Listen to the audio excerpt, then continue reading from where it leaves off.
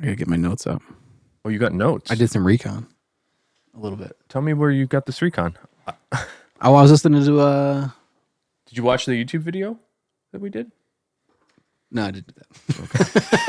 Okay. The lowest hanging fruit. I didn't do that. Guitars, I mean, they're so nice to like have in your house as a as like decoration, but it's not as cool if you don't use it, huh? Yeah. So I don't think it'd be. The closet behind you, there's actually like thousands of dollars of guitars that I just feel guilty for not using. Well, that just looks. That is the I use sickest that guitar. That purple, holy cow! Yeah, it's really neat. It's That got a thing is crazy so like badass. it's got like a really wild sparkle on it. I'll show you. Looks nuts. Like finish. It was like a like Jimi leather- Hendrix guitar or something. It's interesting. Like a lot of the leather stuff I do is kind of inspired by guitars and like woodworking. And there's an analog to leather finishing and wood finishing. It's actually probably pretty similar. Let's start the show.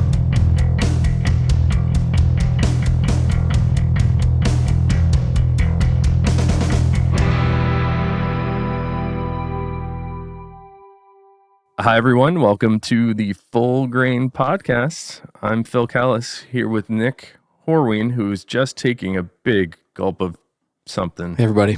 How you doing? Okay, how you doing?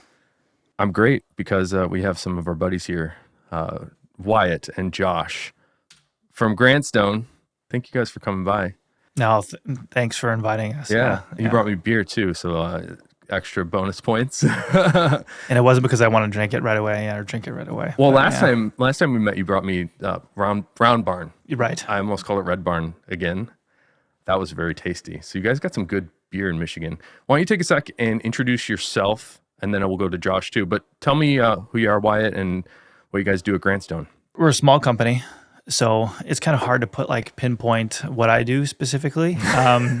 What Because- do you do here? Yeah, would you say? it's tough because I mean we're small. I mean, so like even in the last, we've gone through some changes in the last year. So like we went from like 3-4 people to 8 this year, just because like the customer service and stuff like that needed some more attention.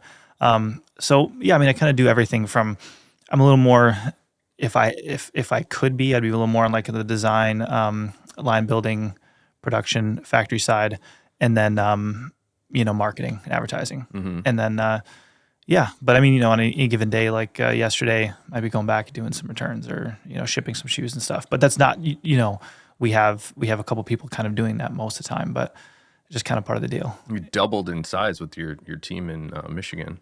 Yeah. Yeah. Well, we're a little late on that. So that's kind of why that happened. And then we just had a couple people who were like the perfect fit, Yep. that just were like, Giovanni was just like, hey, do you have an opening? It was like for anything, whatever. Like, well, we don't really need anyone right now, but it's like, I met the guy before, and I'm like, yeah, we just need to get him on the team regardless. We'll make it work. So yeah, And just a with few of those situations. with the small business thing. Yeah. Sort of hands in every pie. Is that a term? Like we talk about that a lot. Like people ask Nick, like, hey Nick, what do you do at work? It's the same thing, and it's not. I mean, we're not a big company, but there's more than 8 people, and I still feel like the same Yeah. Right. stuff happens. It's like, well, what did you do today? Well, it's like, well, what needed to get worked on?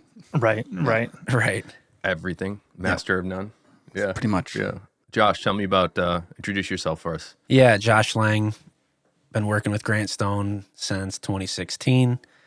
It was just Wyatt at the time when I came on. And yeah, more so, what does he need help with? Where do I fill in? And yeah, some of that. Now we have more help than ever. It's been great. Still slotting in though every day for, him and I are bouncing ideas and yeah, filling in where we can and helping the team and building a team. Well, what was it like in 2016? Because 6 years. Talk about, Mr. Utility Man here, Wyatt, but yeah, it was just him living in China.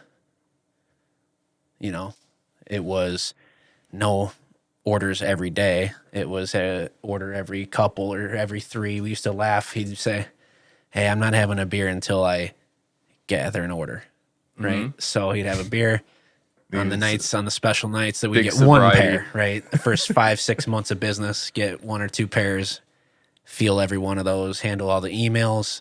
Randy was back on this side of things, yeah, but Well, tell me about that. How did you get your first sale? Like, do you recall what kind of efforts you're making to get that beer? so yeah, March 2016, right? Yeah, that was when I started the Shopify website. And it was really just through Instagram, that we had that people would find our website was through Instagram. And I was just like taking photos of the boots on the rocks and on the steps of the factory entrance, In China. Yeah. Yeah. And so, but so we made the shoes. It was like 635 pair. The first order, shipped them to Whoa. Connecticut. Yeah. Shipped them to Connecticut. And Ed and Joe Zapaka from the Shoe Mart, like family friends. It's like my grandpa's best friend, Ed Zapaka. I mean, he was a customer, they sell Aldens. He was like, yeah, I mean, you need a place to store them, we'll do it for you. And, if you have an order, just shoot us an email. So sent them all to Ed and Joe's warehouse in Connecticut. And just like, it was literally the first few people that purchased were just people who were following our Instagram. But we were kind of like friends at that point, because that's kind of how it goes. But my first customer was my Aunt Vicky. Thanks, Aunt Vicky, who will never listen to this. Yeah, exactly. That's exactly. I mean, that's how it goes. Like our first sale was definitely Holland, Norwood, Right. Designer at Ariat. Like, Oh, cool. and here he had like 5 pair because he made samples like while he was in China with us. So. But you went hard. That's a lot of pairs to just, hey, let's see what happens. It's like, Yeah, Yeah, it what, was 7 in hindsight. styles? It was kind of a lot, but it was like 7 styles though. Four shoes, 3 boots, or something like that. 7 shoes, 4 plain toes and 3 long wings. Yeah. Like That's our right. worst selling shoes now. So it was ambitious. Were you using Yeah. Nick's leather at that time? Oh yes. Yeah. Oh yes. Yeah, I think so. I mean, we were using Havana Brown and Natural Chrome XL. I think those are the main 2 that we started with. Mm-hmm. Yeah. So those leathers aren't so much of a hit these days, or it's the styles that aren't as much Oh, of no, a just hit? styles. I mean, Chrome XL is our number 1 seller Mm-hmm. across the board. Yeah. I wanna Havana ask- Brown and Black. I want to bring Nick into this because Here. I'm terrible at bringing you in, Nick. I'm just listening. I know, but it's a podcast. Not a good thing to say. We've got 2 very interesting guests. I'm You could I'm tune eager. in I'm on- eager to hear everything they have to say. Okay, well, in your experience, does that sort of click with how brands start? Or have you started working with any new footwear brands? I'm kind of curious, like, is that a norm? Like, hey, we pick these certain colors and these six styles. That seems like a lot of money up front. Yeah, I think that. I mean, I don't think there are a lot of people doing it the way you did it necessarily, where you actually have identified a factory and then you have a factory that's going to make you 7 different styles right away. So I think that's an interesting and probably advantageous opportunity that you had, in hindsight, at least. I mean, I think when 635 pairs showed up on your doorstep, maybe you were taking a deep breath, but Yeah. but yeah, I think that a lot of times the when we're starting to work with people, the core leathers are where people start because they're established, and if it's a new brand or a new product, at least there's something going into that brand or product that people are familiar with. So it's I don't know. To call it an anchor is giving myself too much credit, but Well, it's a starting point. something I talk about a lot is how leather is a language, and a word like Chrome XL. We were talking about veg tan earlier. There's certain terminology in the leather world that a layperson understands vaguely. They'll at least have heard the word, like, oh, aniline leather seats in my car. That's nice. Or like full grain leather, like the podcast here. So I imagine it's very helpful to start with a veg tan leather or a Chrome XL in that example. Now these days, and this is sort of excluding Nick from the conversation, there's other tanneries making leather than us. That's true. You're here in correct. Chicago. Yeah. Are you seeing a trend in interest on certain types of leathers?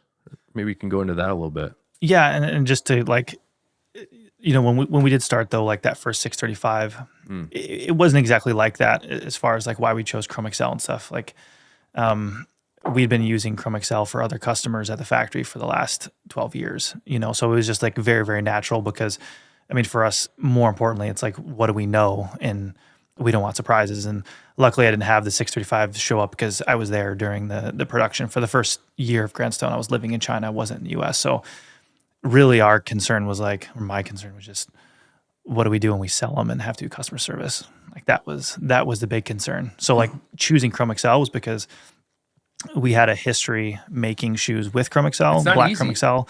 It's not easy, Working but once with you that learn how to leather. cut it, and you get through all the complaints of where, well, hey, why'd you cut this part in the vamp, and the two don't You guys match, do and a great job cutting, by the way. I mean, they've been doing it for a very long time, and they're just very good at cutting, the Chrome Excel. And I mean, a lot of the leathers that we use, whether it's Horween or Badalassi and stuff, I mean, they're big bovine hides, they're thick. You're gonna have break like that. So it's like they've just been doing it for a long time, and they know throw on the tongue, throw on the quarters. You're not gonna waste it everything. You're gonna use some of it. Just put it on the medial quarter. Maybe put a little bit of lateral quarter, but like. Try to make the vamps clean, try to make them match. Of course, you can't every time. Sometimes you can't tell. But that was like the main reason we started with, NNA, Horween. I want to say that was it. I'm trying to think. Yeah, that was it. Yeah, Chrome Excel and Navegano from NNA. Yeah, I Yeah. want to get Was there back a to. suede? Yeah, no suede. No suede. Not to start. No saddle tan. I wouldn't even say suede on this podcast, full grain podcast.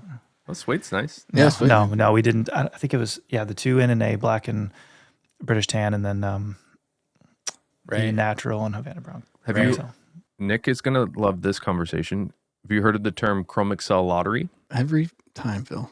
Every time, and definitely. Yes, we, you have. We've been doing customer service for a lot of years. Yeah. Do you get? I'm sure not everything is completely as tight as it could possibly be. We're in every piece of leather, right? It's a natural material. So part of the challenge, why I was saying Chrome Excel is tough to work with, it's stretchy, it's non-cementable. You can't stick anything to it because there's just so much oil and wax in it. And then, like every leather, there are natural variations within the skin itself. So Nick hates the term Chrome Excel lottery. I bring it up every time, but I think it's relevant here because I would like to know how the people at your factory are translating that knowledge between each other and to the next person cutting that's not currently cutting. Like how do you continue that level of quality in cutting from person to person? I mean, we've been lucky because literally the lady who started teaching me Chinese when I was working, the first place that I would started working at the factory was in the cutting room, and her name's Yo Ping. She's been there for, it was about 15 years when I was there, so wow. 25 years or so now, and she's still there.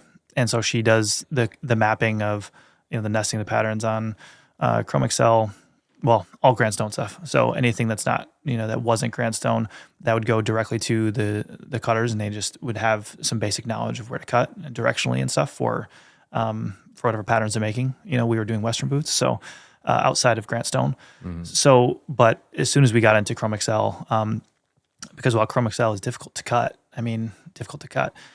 it's very comparable to NNA, because guess what? You can't have loose grain excuses with NNA on a French calf dress shoe or cap toe. Like that has to be incredibly clean, and there is loose grain on a French calf. Like that's, it's not the same animal as that, but you still have it. And we use like Parma from Incas, probably the most difficult leather we've ever used. And we've been using that for 14 years probably at the factory. And it's like, I'm not familiar with that one.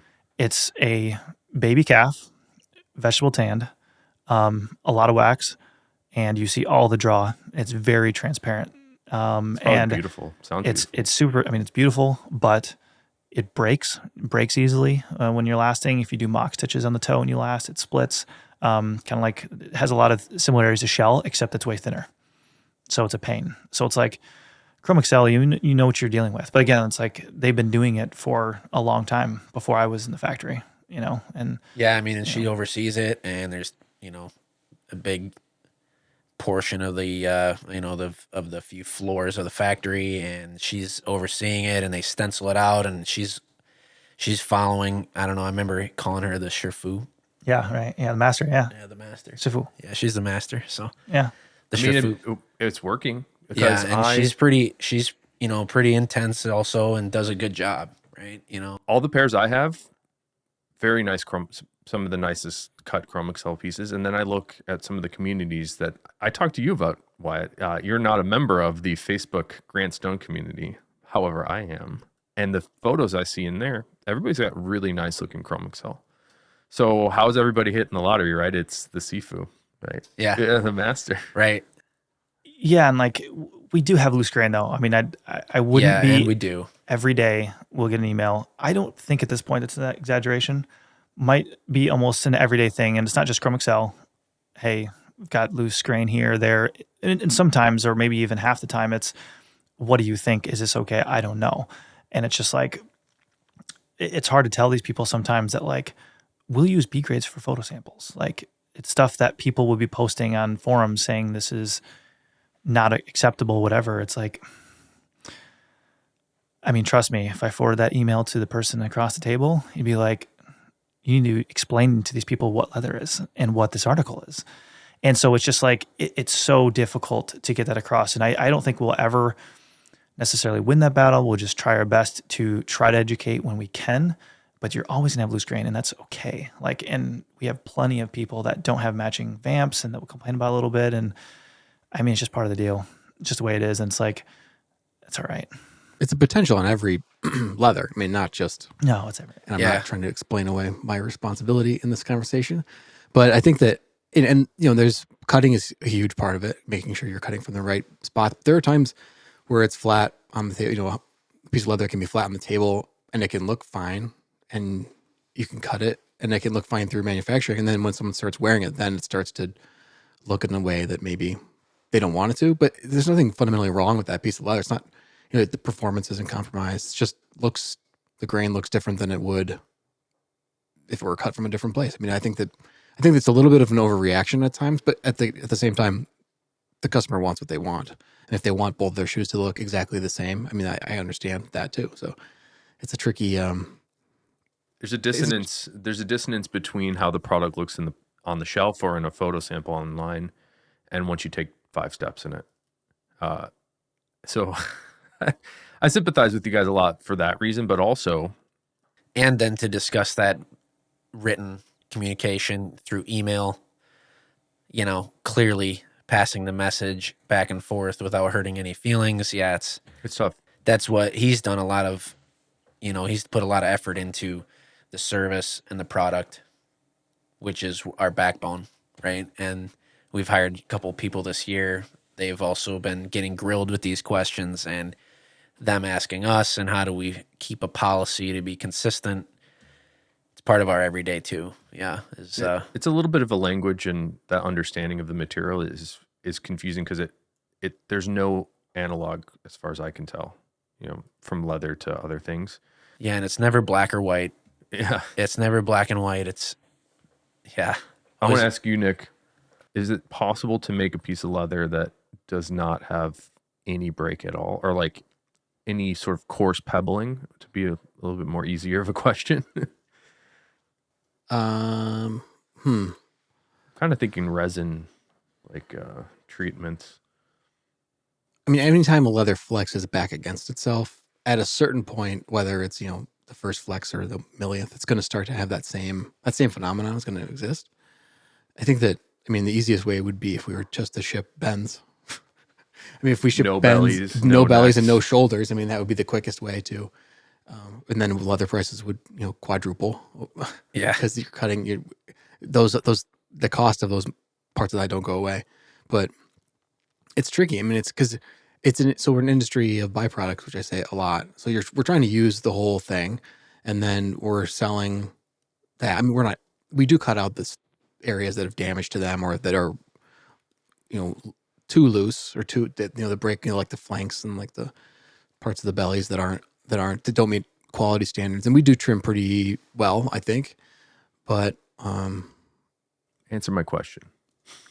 there's no way to completely No. guarantee. No, and then you know, it gets to Yeah, what do you want? Wyatt. The brand new sneaker situation? Yeah, I mean, exactly. don't scuff my sneaker because it'll never come back to the original form. It's like, oh, well, that's available too, and those work too. Go ahead and grab one, but buy that instead. yeah, I mean, it's kind of, I mean, it's the answer. But I think that, you know, the stuff gets to, whether it's from us or from somebody else, it gets to Wyatt, and then, you know, the goal there is to not throw stuff in the garbage either. I mean, so you're trying to make the highest quality product possible, but also not put stuff in the garbage. So I think that it's a balance. I mean, you have to find. I mean, you're striking a balance through the whole process. How much you putting in the garbage, Wyatt? Well, I mean, honestly, yeah, we could just use suede. Yeah. But you know what the problem with suede is for us recently? It's our packaging. You know, our packaging. We have this like ridiculously overpriced. That's nice. The drawstring canvas bags. And Well, you know, the bags are okay. It's the it's like this twill polishing rag cloth that we put in there that's long that helps like wrap the shoes because we had tissue paper in there before, but it always reminded me of used toilet paper after it sat for a while and the shoes got, you know, I'm like, you know what, we should put some cloth in there. But the cloth is a little abrasive. And sometimes with the suede sitting in there, you can't get the marks off the suede. So I honestly don't think, I mean, every leather has its problems. And without naming names, we have leathers that are more difficult than Chrome Excel, hands down, like without a doubt. So, I mean, I wouldn't say, and honestly, like I said, for us, Chrome Excel, we've been using it for so long, you already kind of know what the deal is. I mean, for customers, they email in a lot about Chrome Excel because it's soft. And so it'll mark in the box and stuff. And it's like, I hope so, because it is very soft. And like, and they have a long history of making shoes with that article, and they understand that too, not after the cutting and after the nesting. And she's got all the stencils and markers and pens, and that passes down to the next person. The next person also then has plenty of years of experience with Chrome Excel, for our example. But yeah, you know, what's fragile, what can you get, you know, what can you lay on its side, or what can you not, you know, how careful do you have to be? And they do them in batches, and yeah, it seems to work out pretty well. You know, I mean, we don't want to be the results I've seen on your stuff is great. Unrealistic, right? But yeah, we're doing our best, and that's where some B grades come in. And, you know, of course, people trying shoes on, returning, hey, I never took them out of my house. I just walked around for 3 days, though. I mean, I never wore them out. Well, yeah, it's tough. Yeah. You got to resell it, you know. Like, what am I going to do with this worn pair of shoes? Yeah. Yeah. Yeah.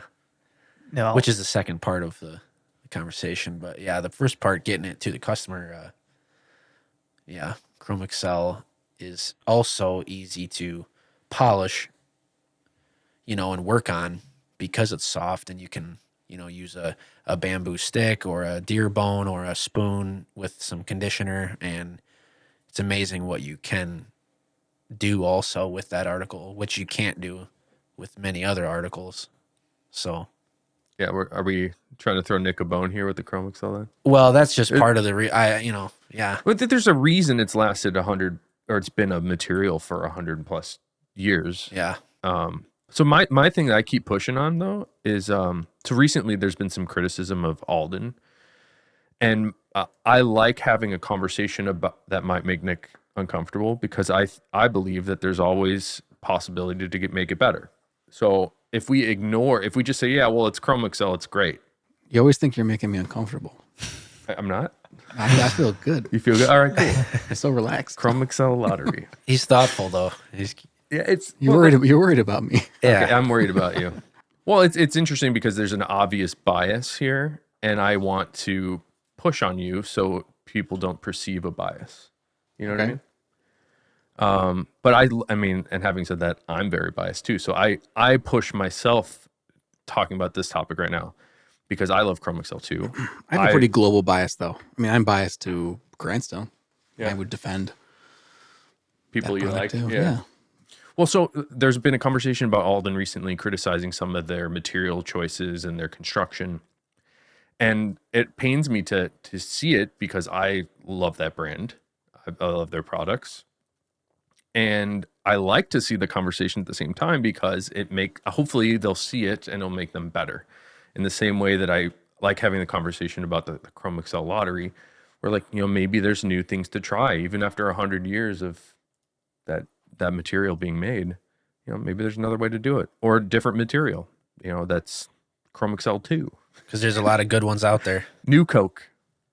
Coke too. All right. So I want to ask you guys something I've been thinking a lot about. And it's a weird question because I don't think there's an actual answer. But for you, maybe Wyatt, when you think about what makes a piece of footwear high quality, what are the components that do that for you? Ooh, That's loaded because I mean, if it comes from like the Alden conversation, I mean, obviously I'm biased. Well, I guess some people wouldn't know that I'm biased towards Alden. I mean, I always have a soft spot for Alden, and I mean, those are my favorite shoes. If I had to pick, 10 shoes, they're gonna all be Aldens. Can So you give us a brief aside as to why you're biased to Alden? I mean, my grandpa, who got my dad started, and eventually me, he loved that company and Mr. Tarlow so much. Like that was his life. I mean, it's all he talked about. It's all he cared about was Alden and Mr. Tarlow. And then, I mean, it was so important to him though that like his friends were his customers. Ed Zapaka was his best friend. It's his longest customer. Well, I have to double check what that's longest customer, but multiple decades, over 3 decades of selling shoes to Shoe Mart, right? So that was his life, and that was part of our family. Did he start as a sales guy at Alden? Was he hired as a Yes. salesman, or did he do something else there? Because I don't know. No, Mr. Tarlow hired him. I mean, maybe it would have been close to in the 50s, Yeah, 60s. late 50s, Yeah. early 60s. Bought him a car, bought him suits, literally, and Floyd had just come out of the Navy, started his family. right, was doing some things with shoes, but nothing at this level. Bought him clothing, car, and he was a salesman. So he would be the extension of the brand and go to the brick and mortars. And so did that for 60 something years. Same And job. In the, too. Yeah, in the and- territory And- of what, the East Coast? Is that the... Well, East Coast, but he also did the Midwest for a lot of years. And eventually his East Coast became, pretty substantial to the point where that's where my dad came in. I want to say there's one person before my dad who was doing the Midwest after my grandpa, and then my dad started doing the Midwest, and selling in that territory. So, I mean, it's just been part of our family forever, and my grandpa though was, baby. yeah. And he was so proud of Alden and the way that they would tell and talk to the brick and mortar about their quality and everything else. And so, I mean, He wore Alden pennies every day, or tassels. What was it? yeah, the penny loafer, Yeah. the Brooks Brothers online. And it's like that's just like, I don't know, I just can't, that's all that mattered to me, was like, is that important? And it was part of our family. And, that's, but the way, especially like with the criticism or something, I mean, that's kind of how that's always going to go probably online. Like that's always be that way. But I don't think that conversation lasts very long. Like if you're talking to an Alden salesman, because it's kind of pointless though too, because if the argument that's Alden's expensive for quality, the only thing I can think of is like, well, you have a handful of brands that are less, and the only thing I can come up with is obviously my brand. And obviously we're made in China and bringing the shoes in. And so there's reasons why they can be less and or direct and all this other stuff.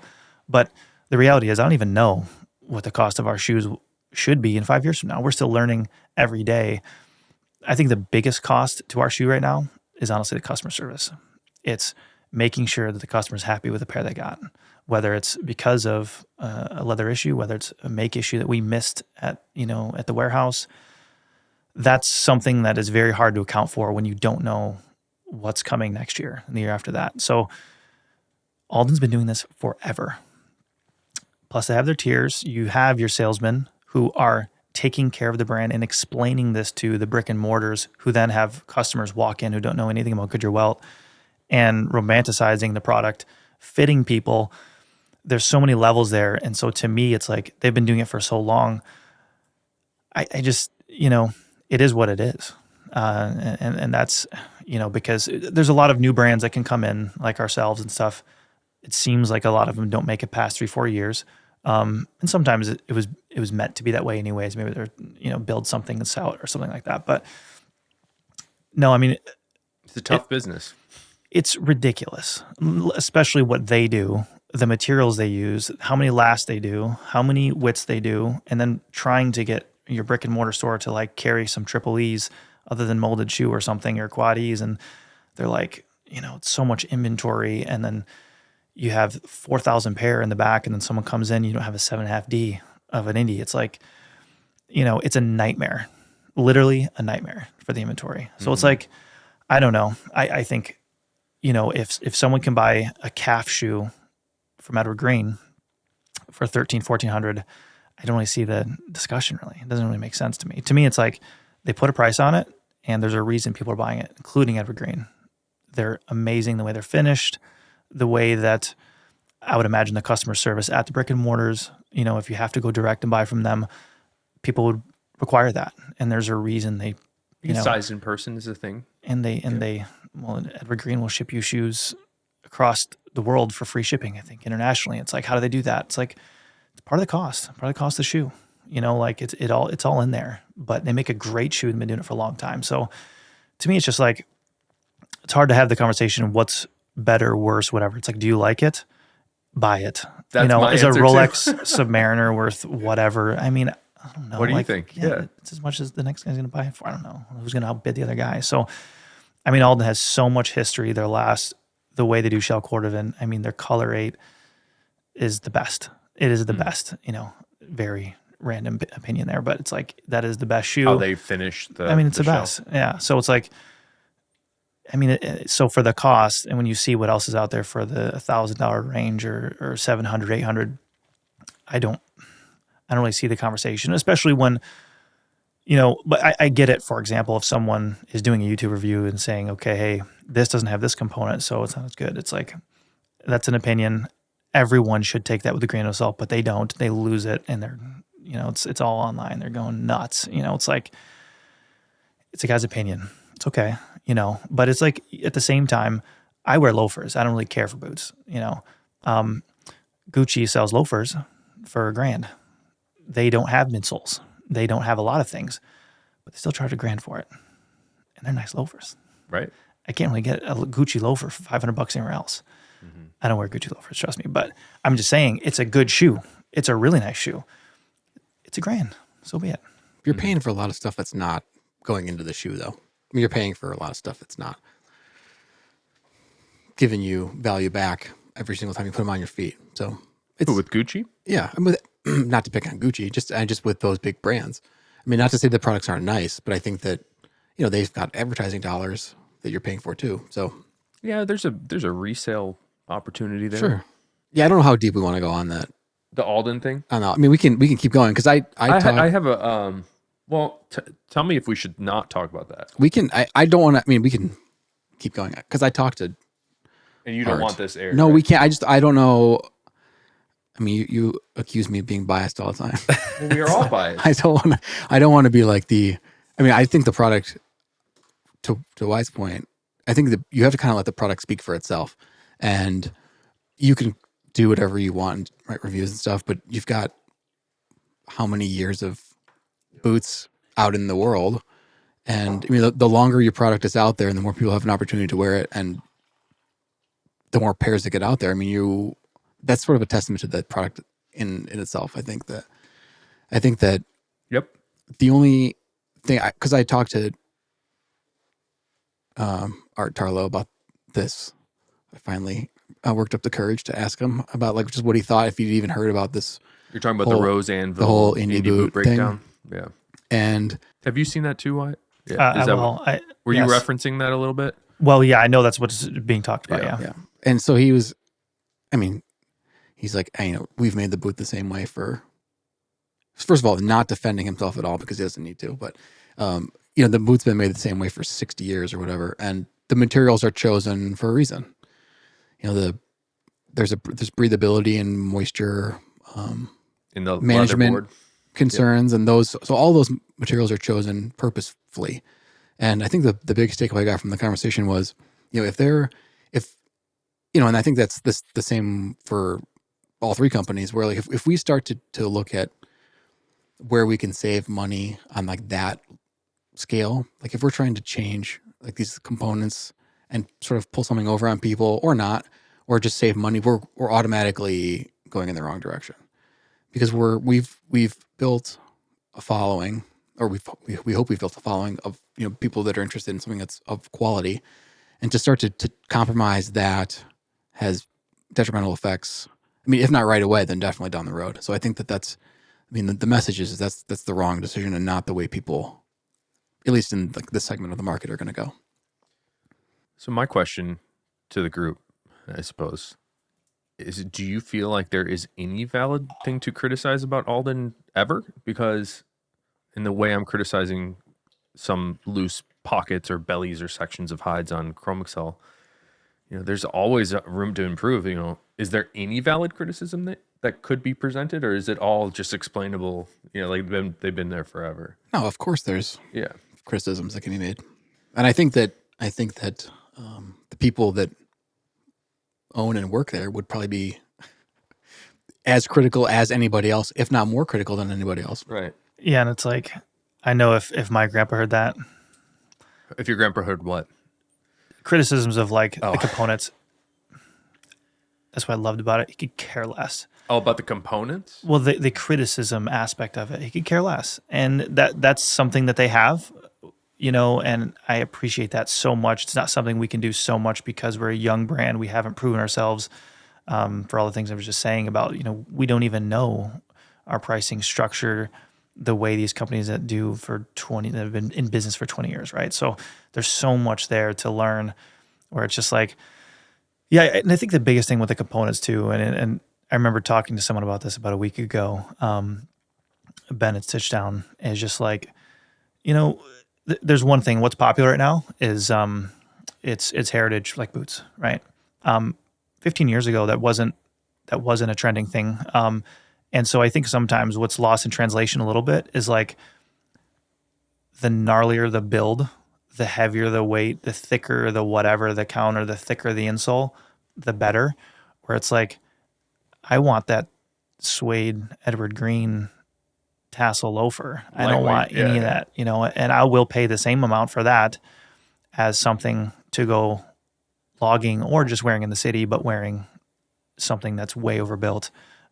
My term, overbuilt, I don't actually mean it. It's just like, you can wear a Alden or, our penny loafer, and some of these same brands, they make things that are not as built for whatever, right? They don't have, these heavy, we get it all the time. Our products, maybe in a Goodyear Welt sense of things, tend to be somewhere in the middle as far as like weight and how they're built and for example, when we buy leather from Horween, we ask for like a 1.2, 2.0, probably pretty standard, whatever. You could always go 2.2, 2.4. I'm not sure if that's available in a lot of things, but like my argument would be like, for what reason? I've never seen anyone wear through the upper on these leathers. And so if anything, you have to find that little balance, and there's no right answer. Some people want the chunkiest, most wicked boot ever.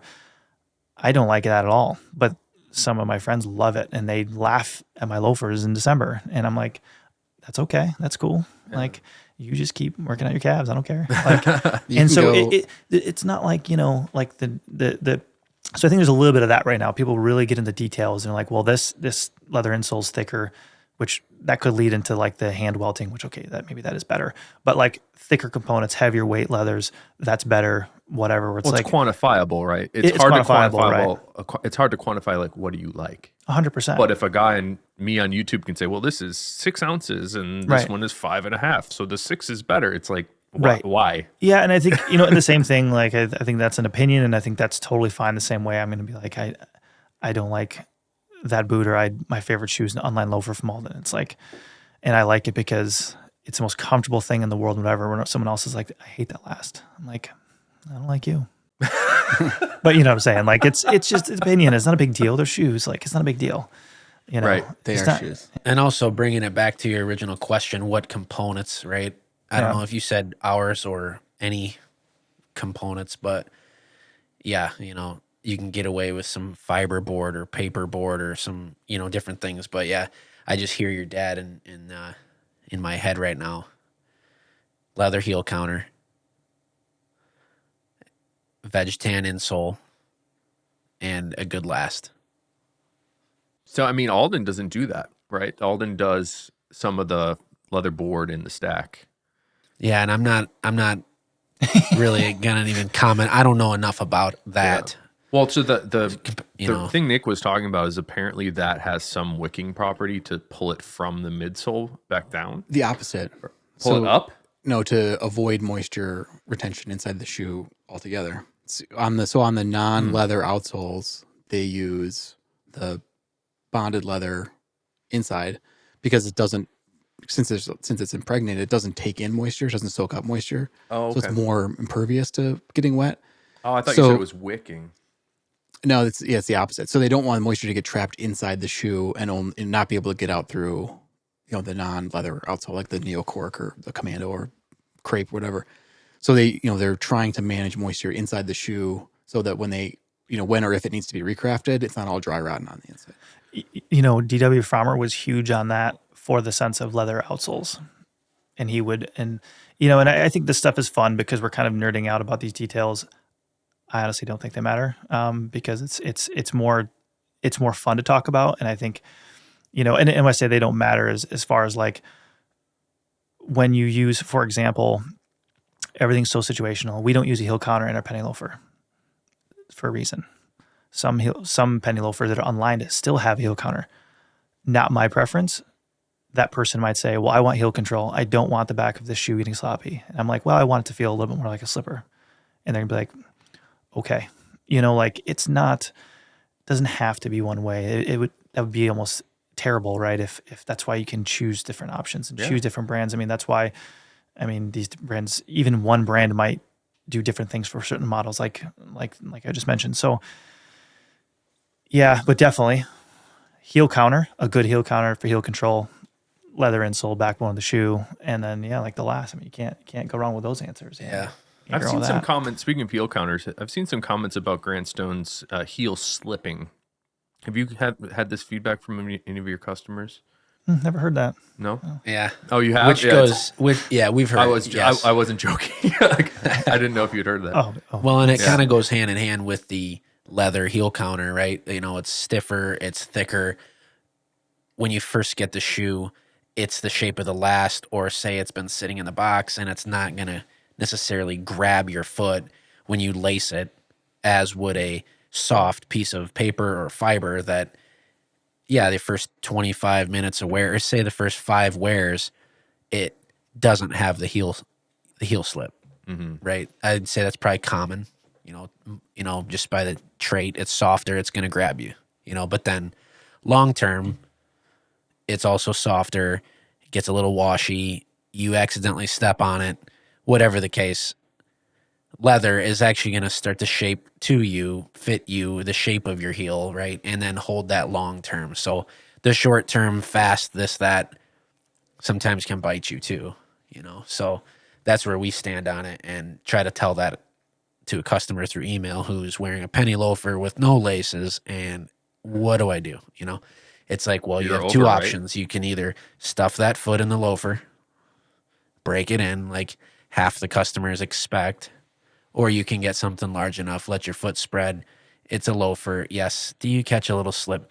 What, the nature of the art of the product, right? Is the heel slipping? Are we playing basketball, or are we?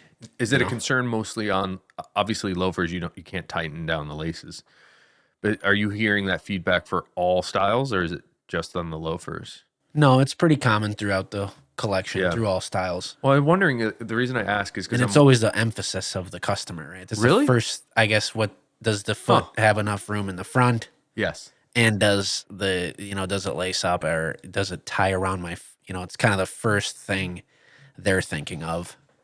I would say pretty common.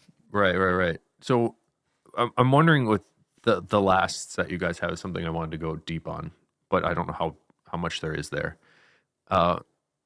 When you design, do you ever design lasts? So we have our person we've always worked with, and we basically start with, he's like, what are you looking for? Right. So I'm going to go with, this is the type of heel fit we're looking for. This is the type of arch. This is what we're looking for on the ball. And I have to use, break it down somehow, quantify it so we can understand it, and then go with a toe expression usually, which is literally done I'll do it on Adobe, right? Illustrator. Yeah. And give it to them. And usually, for example, we're in the middle of a women's last right now for a penny loafer. After giving me the first one, I've made 4 to 5 changes since, and they'll never give feedback at a certain point because it's all, it's arbitrary, and it's what do you want?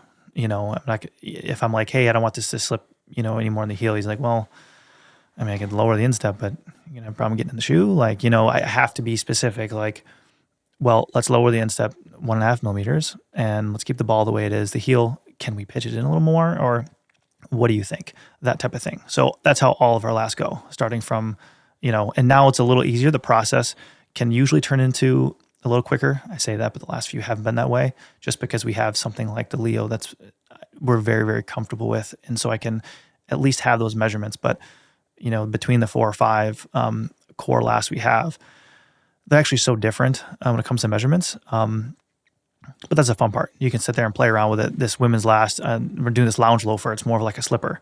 And it's like a smoking shoe, right? It's like unlined Janus butt, you know, like Nice. whatever. So Which that's is like a men's style. a men's style, but it's on like, top of the ladies' last. right. So like, but this one is like, it's proving to be very complicated because you're building the last around the materials you're going to use. Right. And it's very specific. You want this to be very, it's going to be called like a smoking or lounge loafer. Like it's very specific to using Janus butt, no lining, and something that's going to be, so the upper is going to stretch a ton when you last it. It's going to change a lot when you delast it. And then when you wear it, it's going to stretch out. And so it's like trying to find that balance, not overbuild it. Don't put, you know, there's going to be no toe puff. Been tried 3 different heel counters on these, you know, and I'm on like the 4th or 5th last rendition. So at that point, of course, the last people, I mean, they can't help you at that point because they don't even see the shoe, right? They're just like, okay, you just dropped the instep 2 million, you want to do another? Okay, I don't know what you're doing, but okay, you know, like, and so it's kind of at the end, it's kind of up to you to make those differences, and then once you settle on it, you tell them, okay, let's grade them out, and then and you go. I want to back up very slightly, but significantly. It's for people that aren't aware. Can you just describe what a last is?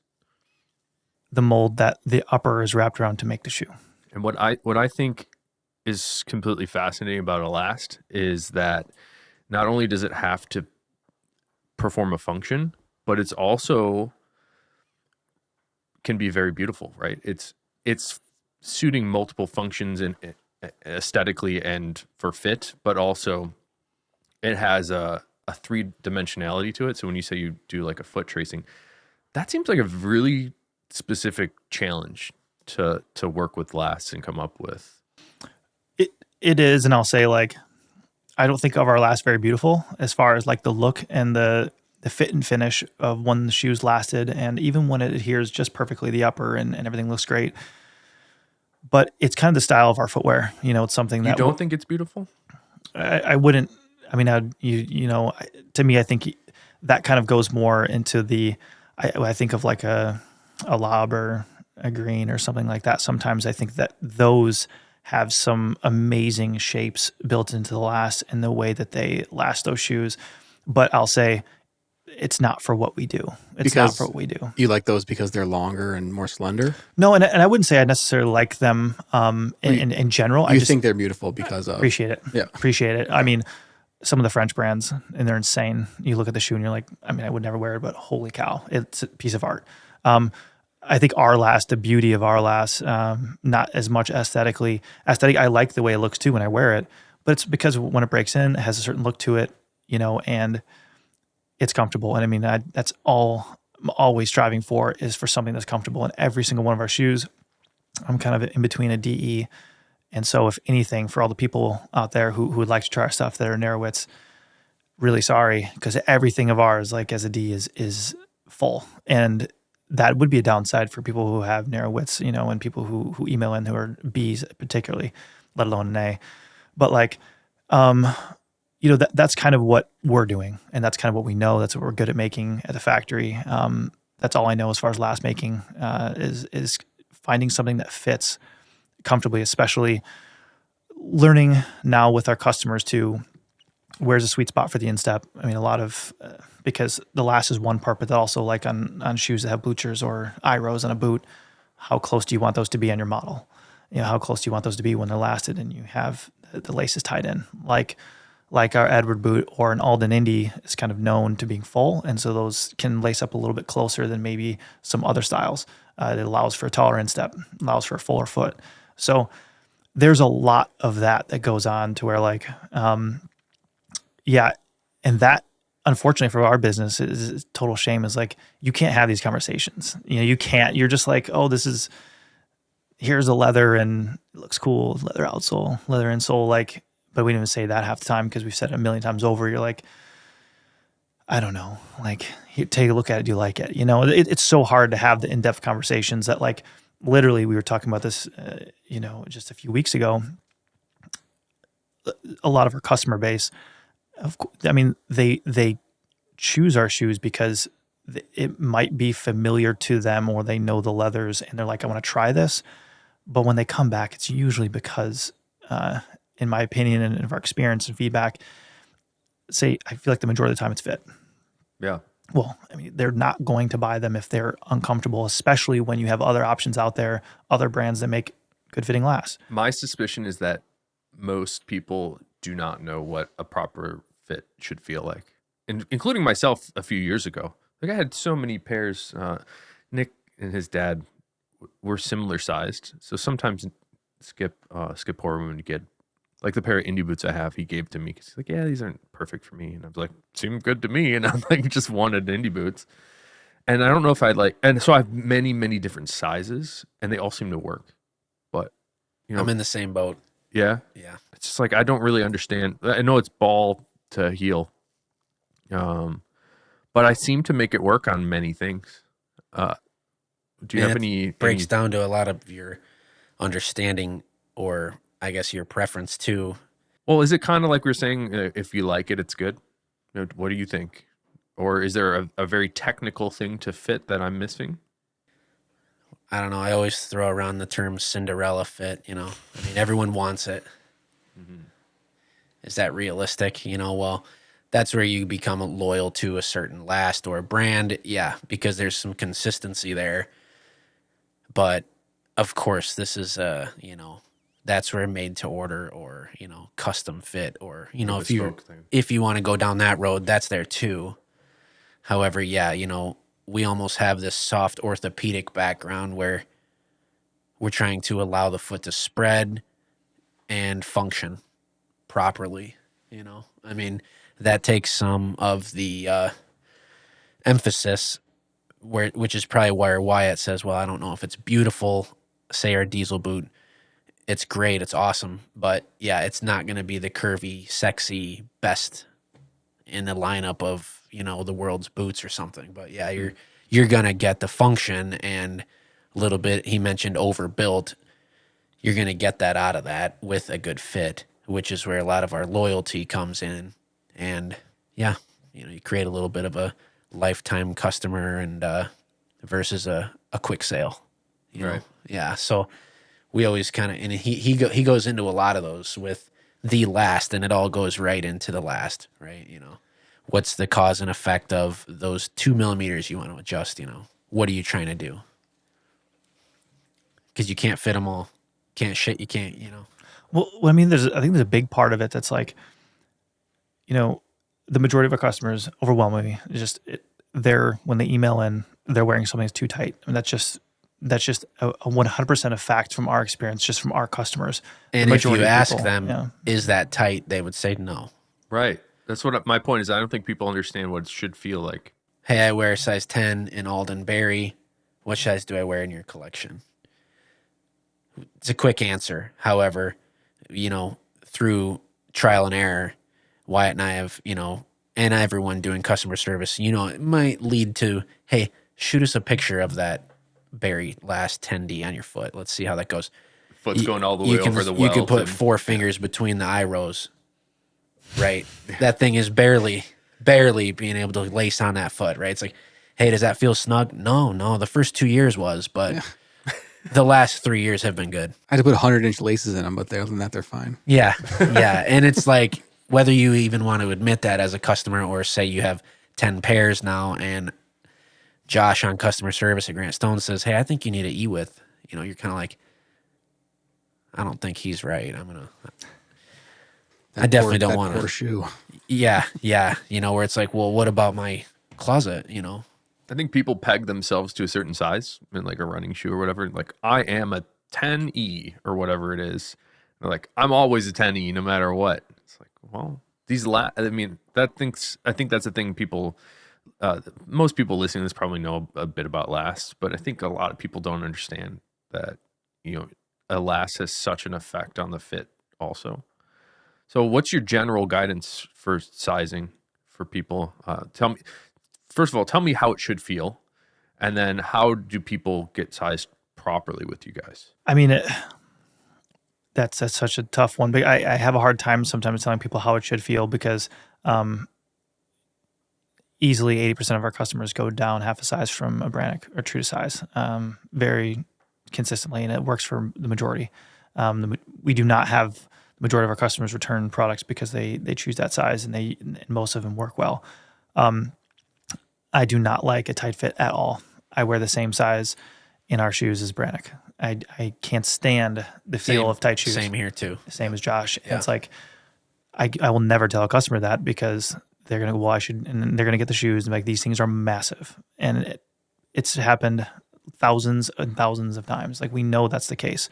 So, and it's built with a little heavier components, almost exaggerating that feeling of a clown shoe. Yep.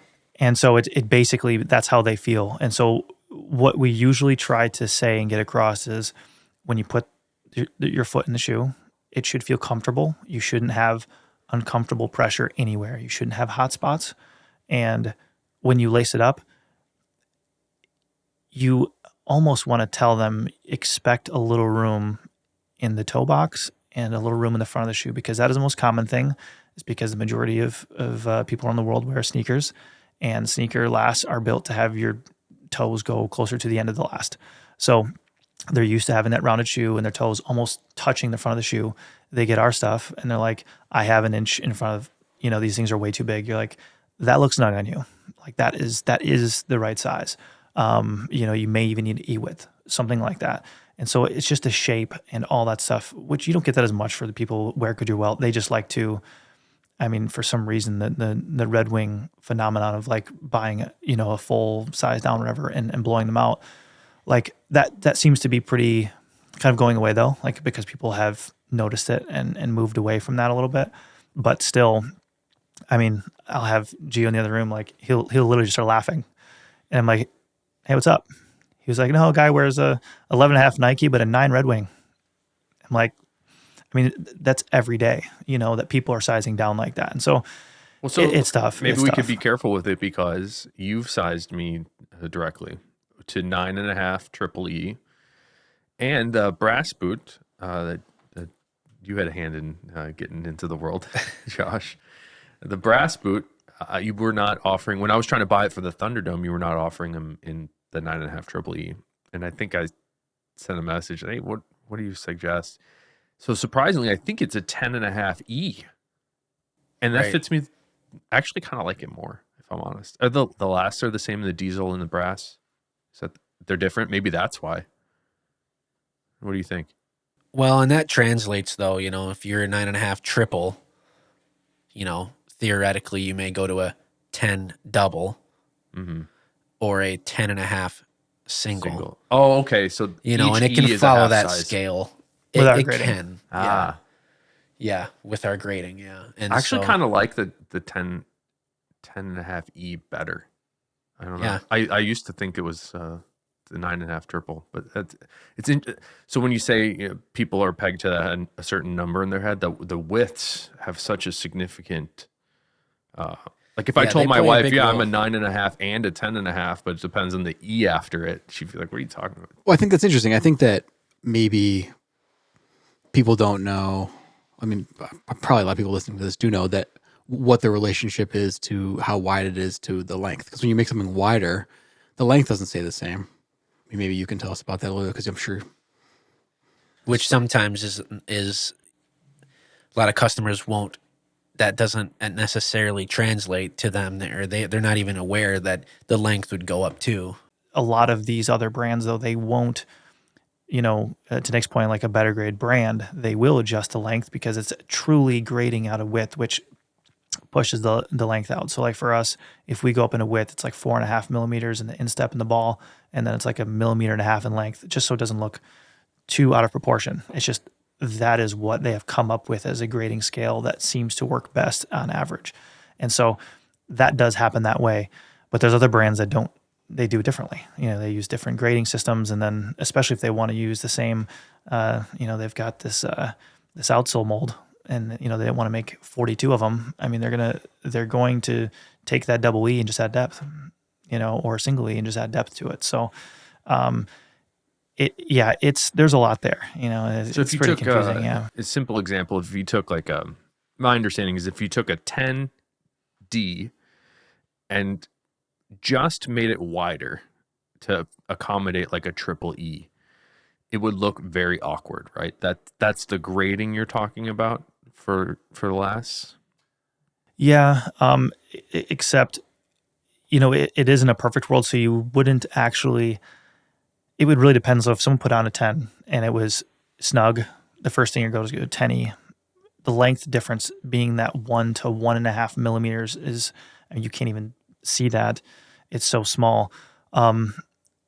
It doesn't really affect the fit that way, but proportionally, especially for like the triple E's, yes, it does help because triple E does look super wide. You can tell. Do you have to extend the length to accommodate a little bit? Yeah. I mean, so every width it goes up. It's somewhere between like that 1 to 1.5 to 1 millimeter to 1.5 millimeters, depending on the size of the scale. So it can be a little different from like a 6E to like a 12, like it's a 12D to 12E. So, I mean, yes, they do, add that length to it. But for us, it doesn't really matter because we use like, our soles, we'll share them like per size because they're bigger. You slap them on and then you end up sanding the edge. And especially with leather, it doesn't matter. I mean, you have your cutting die and you cut the die, it's going to have a little overlap. But if you have a cemented shoe that has an existing mold that's got technology and all this other stuff, which doesn't really apply too much to like, the products we're probably talking about today. But yeah, that's when, their widths won't even, they actually sometimes won't even make them wider. They just make them, more depth, save them a ton of money. You guys mind taking a little break? No. Absolutely. All right, we're going to take a little break here until next week. We'll come back next week with the second half of our interview with Wyatt and Josh from Grantstone. And there's a ton of great stuff coming up in that one. Really looking forward to sharing that with you. And of course, if you got this far into the video here, please leave us a review wherever you're listening. Maybe it's on Apple or Spotify or any of those places. Those reviews really help. And I'm also not necessarily looking to get a positive review. In fact, I like receiving some criticism, things that will make us better, because at the end of the day, it can always be better. And the next episode will be out after Christmas. So everybody out there, hope you guys have a really great holiday and take care.